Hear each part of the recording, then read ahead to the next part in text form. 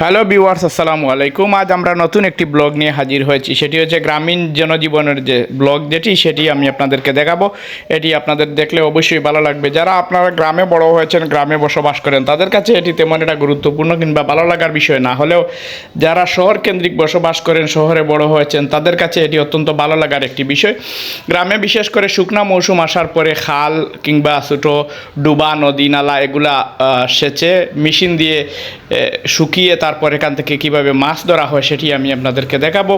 এখানে একটি খাল রয়েছে। এই খালটিতে গ্রামের কিছু মানুষ এখানে জড়ো হয়ে এখানে এক সাইডে মেশিন লাগিয়ে পানি শুকাচ্ছিলেন। পানি যখন শুকাচ্ছিলেন ঠিক সেই মুহূর্তে এখানে থাকা মাছ লাফালাফি শুরু করে দিয়েছে। তাই কিছু মানুষ এখানে ছোট্ট আবার একটি জাল নিয়ে মাছ ধরতেছেন।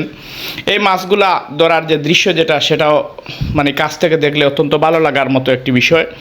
আপনারা যারা গ্রামের মানুষ, আমরা যারা গ্রামের মানুষ, আমরা গ্রামে বড় হয়েছি, আমরা সচরাচর এগুলাই দেখেই বড় হয়েছি। এগুলো আমাদের চোখের সামনে হরহামেশাই ঘটে। কিন্তু যারা সারা জীবন যান্ত্রিক শহরে বড় হয়েছেন, শহরের চার দেয়ালের মধ্যে বন্দী থাকেন, তাদের কাছে এগুলা আসলে ভালো লাগার বিষয়। তাই গ্রামীণ জীবনেরও কিছু চিত্র আমাদের এই ব্লগগুলায় আমরা তুলে ধরি।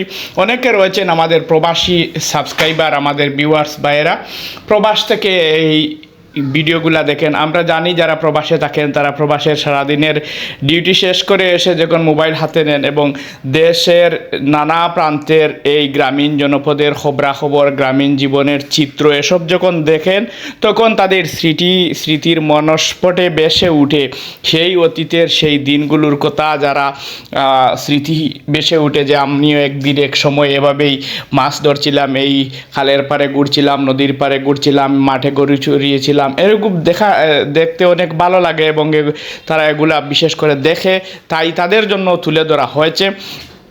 আমরা যারা বিদেশে বসে এগুলা দেখি তাদের অনেক আগ্রহের ব্যাপার থাকে যে আসলে সত্যি আমি তো এখন এই দূর প্রবাসে বসে আছি, চার দেয়ালের মধ্যে বন্দি, কিন্তু এই দিনগুলোর কথা আসলে খুব মনে পড়ে।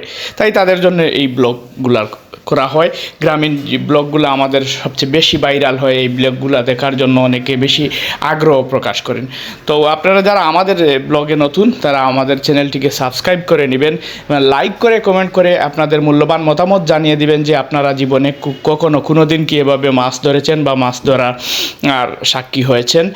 আর যারা আমাদের চ্যানেলটিকে সাবস্ক্রাইব করে নাই তারা সাবস্ক্রাইব করে নেবেন এবং বেল আইকনটি বাজিয়ে রাখবেন, যাতে পরবর্তীতে নোটিফিকেশান চট করে আপনার মোবাইলে চলে যায় এবং আমাদের নিত্য নতুন যে ব্লগ সেটি আপনাদেরকে দেখাতে দ্রুত আপনার